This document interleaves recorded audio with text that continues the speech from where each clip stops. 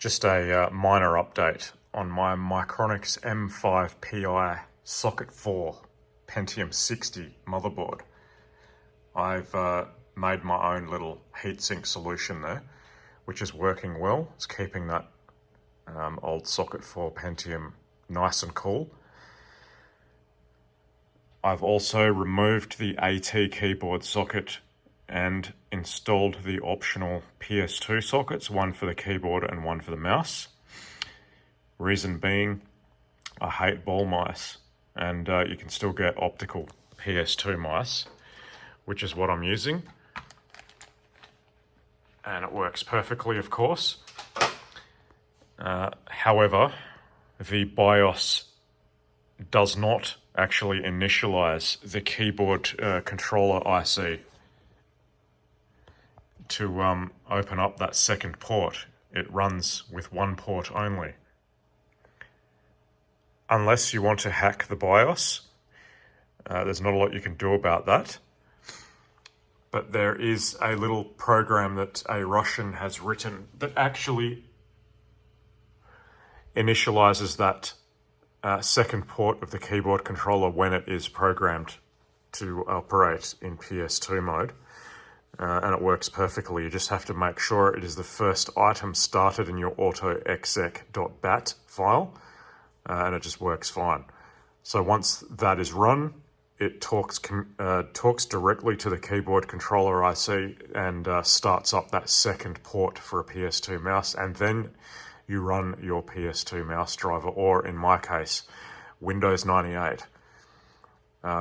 And yeah, Windows 98 still uses an autoexec if you want. And yeah, it works perfectly.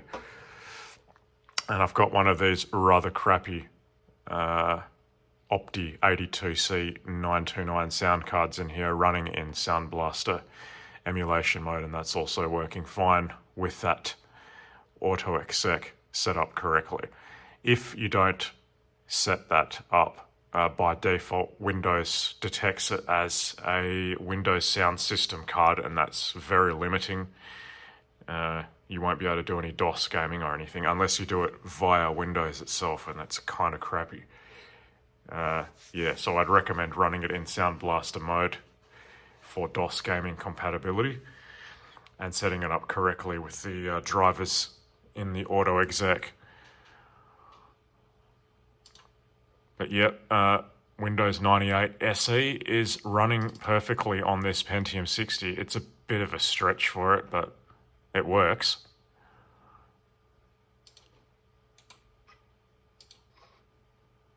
And it's currently got 64 megabytes of RAM. Disregard that D5 CUB. This is a second-hand installation of Windows 98 that I had from another Micronics board. It has been set up correctly for this one now.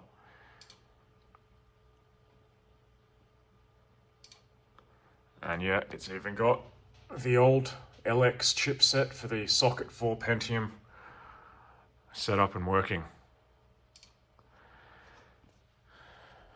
So yeah, that's working. The BIOS on these boards is extremely crappy, and I cannot stress that enough. It's so crappy, and unbelievably, there's no Mr. BIOS for this board, or Microid Research BIOS. I don't know if you pronounce it Mr. BIOS, but yeah, there isn't one for it, not that I could find. So I'm stuck with the extremely crappy old Phoenix BIOS, which basically has no options whatsoever. This PCI board is not even plug and play, it's manually configured. So there's no plug and play whatsoever on this board. Hard drives are limited to 8 gigabytes in size, and these SD to IDE adapters don't even work on this board. Even when they're 8 gigs or less, it initially detects it correctly, and then the next time you reboot, it shows it as 25 gigabytes, and it just doesn't work anymore. So I've actually got XT IDE running on this card here. And that is controlling the primary, the secondary, and the tertiary IDE adapters. And they're working perfectly. Windows performance using the XT IDE isn't optimal, so I'll probably still get an 8 gig CF card to run straight off the primary PCI IDE on this board. Interestingly, only the primary adapter is PCI on these. The secondary adapter is ISA. And yeah, when you use this adapter, the tertiary adapter, it's running in MS-DOS compatibility mode, and it's absolutely as slow as hell. It's like floppy drive speed when you've got a hard drive connected to the tertiary adapter. So do not recommend that for any kind of large files. I will probably turn off that tertiary adapter. Actually, I probably won't even use it. If I get an 8 gig CF card, I'll just use the standard BIOS to run, as long as that actually works. But yeah, the main point of this video is to tell you about adding PS2 ports to machines that never had them originally. Oh yeah, I also had to solder in the jumper for connecting the keyboard controller to IRQ12, which is done on the ISA-bus from the factory. Allegedly, there is a PS2 version of this board according to the manual, but considering the BIOS doesn't even support PS2 mice, I don't think it was ever released, and I've never found any information contrary to that. I've not found any machine that actually uses this board from the factory, and I certainly have never seen PS2 ports on one of these. Even though the footprints are there, it's all wired correctly for PS2 mode. The BIOS, either version that's currently available, version 9 and version 10R, neither of them support the PS2 port natively. It has to be done with that hack. Anyway, if you have any comments or thoughts, let me know down below. Yeah, so this thing is running well, despite its extremely limited BIOS. I might make another video when I get my 8 gig CF cards, but anyway, there's not much really left to talk about. The PCI bus is of the most extremely ancient variant, and it kind of limits you as to what video cards you can use as well. So some of the more decent video cards that use later revisions of PCI do not work on this board. And it works with ISA video cards as well, interestingly, but I guess that's not really a surprise. It's kind of ancient, 1993, this board. Anyway, I'll end the video there.